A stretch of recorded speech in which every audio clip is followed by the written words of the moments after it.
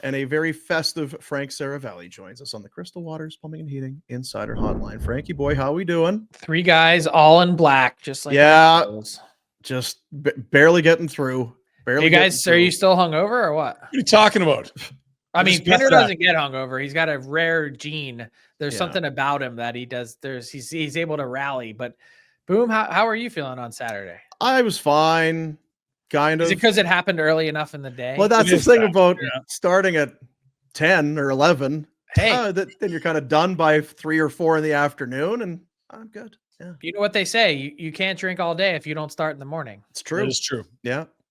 Yeah. We put on a Christmas movie that I snored through for a little while, and then I'm like, you know what? I didn't even see that movie. Can we watch another one now? I feel better now. Let's watch another one. So it was a 2-movie night. And then one that Dad, yeah, 2 movies. Dad was there for one of them, so it was nice.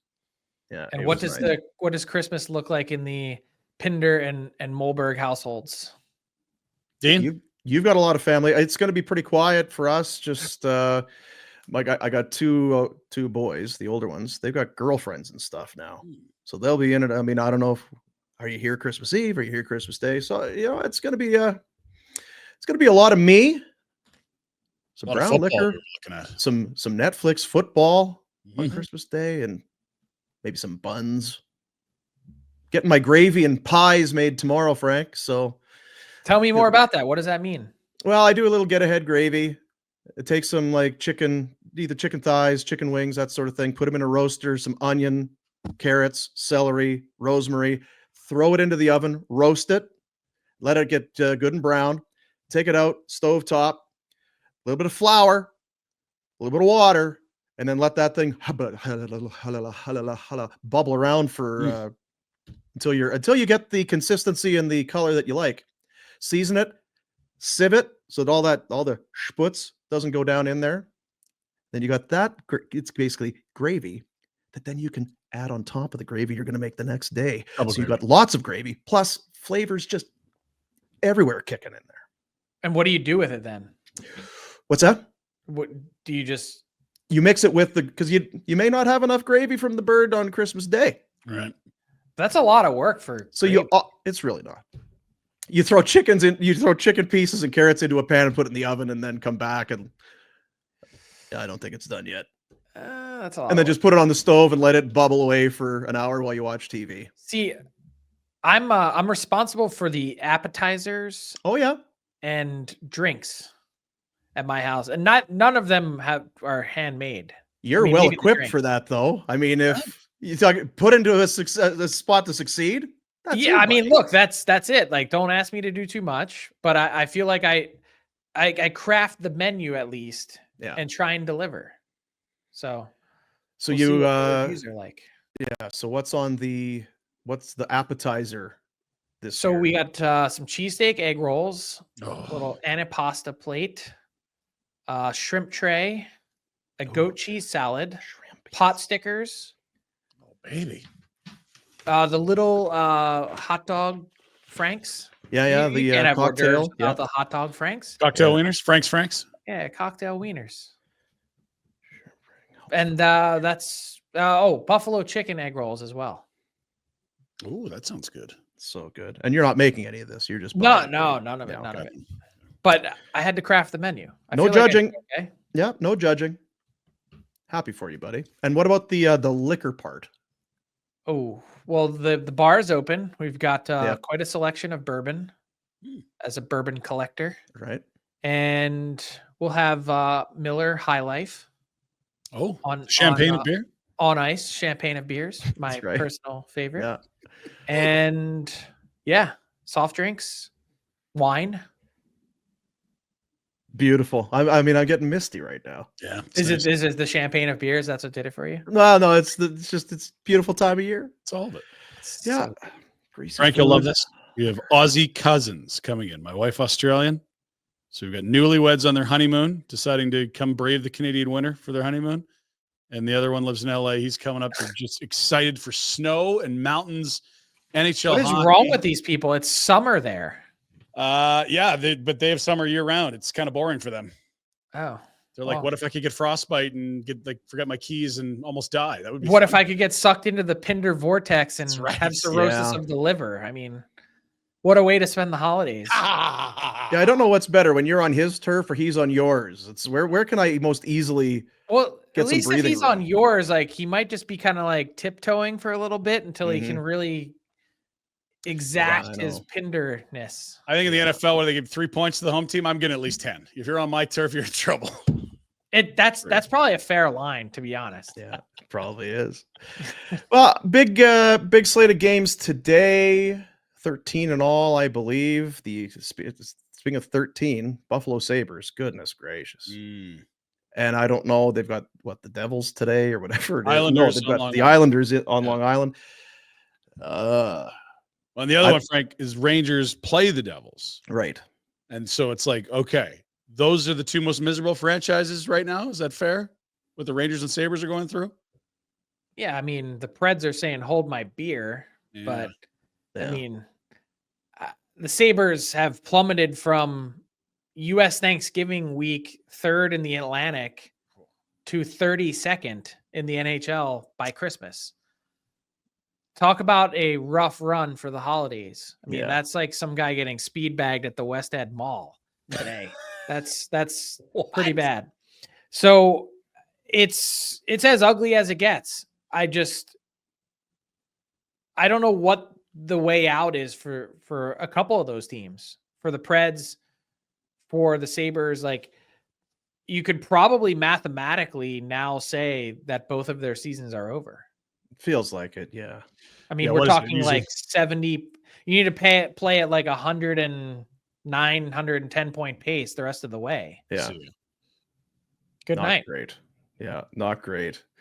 And it's weird with Buffalo. Ryan was talking about these, the losing streaks. Like, last team to do it was Buffalo.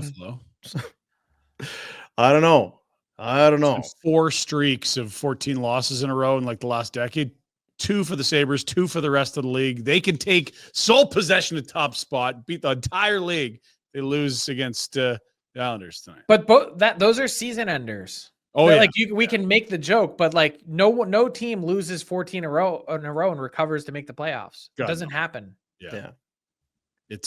And look, they've already played the answers in this room card, and we're not firing we're not trading. We're not firing. There's no words now. I felt like when I wrote that tweet last week and I was reporting on the message from owner Terry Pegula to the players, like, we believe in you. The answers in the, like, I hit send and I was like, people are going to think I write for the Onion. Yeah. Like, yeah. I've never had anything like that in my career where I was like, okay, like I'm on the phone getting the information about the meeting relayed to me. And I'm going, are you sure? I know. Is that actually what he said? Like, wait, is that really it? Man who owns team that's lost $1 million in a row has confidence in team. It is an Onion article, right? Yeah, it's an Onion article. Oh my God. Matt Rempe, 8 games. We were talking about it a little bit earlier. It feels like Son has some ability. He's a unique guy, but there's going to have to be a change in something. Either the team is going to have to say, we can't have you, or he's got to take it upon himself, because the games played versus games suspended is damn near equal at this point. Yeah. And how about games ejected from versus points scored? Not good. I feel like the first suspension from the NHL was the warning shot. This was the take a seat and don't let this. It's not just the games played that matter to Rempe. He also is not a high earner in the NHL. And so docking him $80,000 is a real thing. He's not on the roster all season long. That's 10% of his pay for a guy that hasn't been there and been earning NHL pay. And living in Manhattan. Yeah, he's paying to play for a chunk of this season. Like, I'm not exaggerating when I say that. So that hurts as well. I do think that there is something there with Matt Rempe. And by that, I mean, like, he's not going to be lighting the world on fire. But I think if he harnesses his size appropriately and walks the line, he's got something in him, that drive to play physical, that a lot of coaches and management would dream of, right? Yeah. And it's one thing, like, I think the most insulting thing you can be in the NHL is big and soft. And it's yet another thing to be Matt Rempe so far and show that you're big and dumb. And I think that's one thing you want to try and avoid is, hey, I'm a guy that can't learn lessons. And if he can't, it's going to be a real short NHL career. He moves really, really well for a guy that's 6'8", 240 or whatever the measurements are. Like, he's a monster, but he can really catch guys. But the problem is he just seems to have no ability to be like, this is a clean hit, this is a dirty hit. Like, he's continually making bad decisions on running guys through the walls. But there'd be a lot of guys like that, right? They're not in today's game, though. I mean, back in the day, yeah. But when you're that type of person, and you've been big, and probably for as long as you can remember, you got to be physical. You got to go. That's how you're going to make the NHL. You got to be this. You got to be that. And when you're that big, sometimes hits that really are kind of innocuous can be very dirty because of where the other player lines up or sits against you. It always is going to put him in under the magnifying glass. Totally. And you're right. Hits, even normal hits, clean hits, are going to look ugly because of his size and size disparity on others. Yeah. But you also, it's one thing to hit Miro Heiskanen from behind. It's another thing to take your arm and drive his face through the glass with an elbow. Like, there were multiple layers to this most recent one that you're like, come on, man, you should have, like, that's one thing you should have picked up already.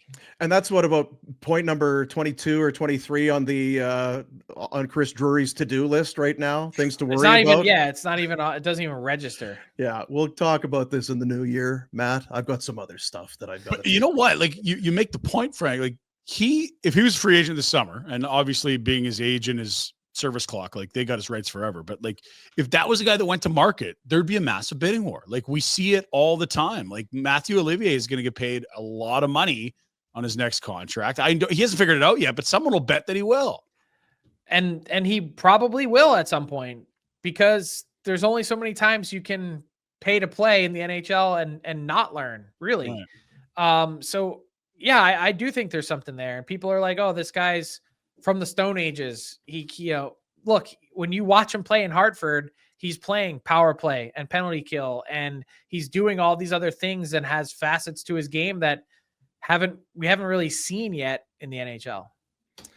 Don't want to keep you too long. I guess just the last one. It's kind of interesting when, you're a long ways from it, which doesn't mean anything, but it was news to me, this whole, JT Miller and Elias Pettersson. Well, these guys can't get along. These guys hate each other. It's like, well, I thought that was Jalen Hurts and Brown in your town. I didn't know that was also happening in Vancouver, but it almost feels like one of those things where there's so much smoke. Is there not a little fire? What do you know about what's maybe or maybe not happening with these? Well, so there is a little fire, but have you guys ever played on a team where every single player on the team gets along with everyone else? Right. I can't ever, like, at some point in time, someone had scrapped in practice or had words in the locker room or something, like, on any team I've ever played on, like going back to like 8U, right? There's always something. And so these two guys have played together since 2019-20. There's nothing new here. Like, these two guys have been like oil and water for a long time. And I don't think, at least to my knowledge, talking to people that are in there and around them on a daily basis, there hasn't been anything new that surfaced that, oh man, this has reached a boiling point because this incident happened. Mm-hmm. You've got, on one hand, an insanely competitive freak in JT Miller who, every single day, every single practice, falls to the wall, that just wants to compete and win. And he's got an edge to him, and he is critical of teammates, and he does give it to them. And then on the other side of that, you've got Elias Pettersson, who's supremely talented, who can be sensitive, who can also be really sarcastic and grating. And again, these aren't my judgments. This is what's been passed along to me from teammates that have been around them in every situation. And he can, at times when things don't go his way, pout. And so you can see how those two things, those two personalities, might clash. They're also from two entirely different backgrounds and ways of life. So that happens from time to time. It's we didn't hear anything about this last I know. year. It was the Well, that's same what as I'm it was asking. last year. Yeah. Because we keep saying nothing's changed. It's been 5 years. Well, something's changed because Tocchet and Quinn Hughes literally addressed it with the media on the weekend. Because they keep getting asked about it. And no one's going to lie and say that there's not anything there, of course, but it's not any different than it was last year. Well, that's what I'd be saying if I was Quinn Hughes or Rick Tocchet. This happens all the But time. I don't know Just why like you their said, messaging has been poor. Guys Yeah. don't always get along. It's fine. I feel like that's But the only Rick now- Tocchet did talk say about. that the other day. He Yeah. said, I don't expect guys to be going to dinner every night and to be Yeah. playing PlayStation with each other all the time or whatever else it is that they do. He said the goal is to show up here and win. That's like, I'm paraphrasing almost an exact quote. And so is that just the heat of the market where media is like, we're talking about it because, it hasn't been a great start to the season, whether the injuries are to blame or not? It's been an inconsistent year. And then you throw in the conspiracy theories that surround JT Miller's leave of absence, which he hasn't explained, probably doesn't help. And then on top of it, like you throw in some body language and, why is Pettersson on power play too? And then next thing you know, you wake up one day and it's, which guy are you picking, Pettersson or Miller? And it's like, holy smokes, how do we get from A to Z here with Vancouver? Like, what happened? Yeah. Appreciate it's a highly combustible market that unfortunately at times combusts on itself. Yeah, I was going to say, I think, and Ryan, we've talked about it. There's fans and media there. They're their own, and they can eat their own sometimes. Yeah. And I wonder if this is probably one of those things. What's Frank got under the tree? What are you getting? I didn't ask for one thing. I have no idea. I truly have no idea what my wife got me. Well, hopefully it's some Fireball whiskey. Get emotional.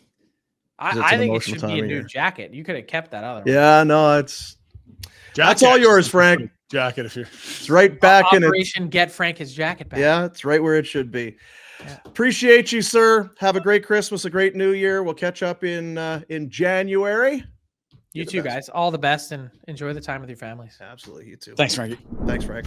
Frank Seravalli. Hey, guys. Thanks for watching. Be sure to check out more of our content right here on the Flames Nation YouTube page. We had a bunch of great long-form interviews. You can check out some videos we've done as well outside of the studio. And, of course, if you want more writing or merchandise stuff, flamesnation.ca or nationgear.ca. Appreciate you watching.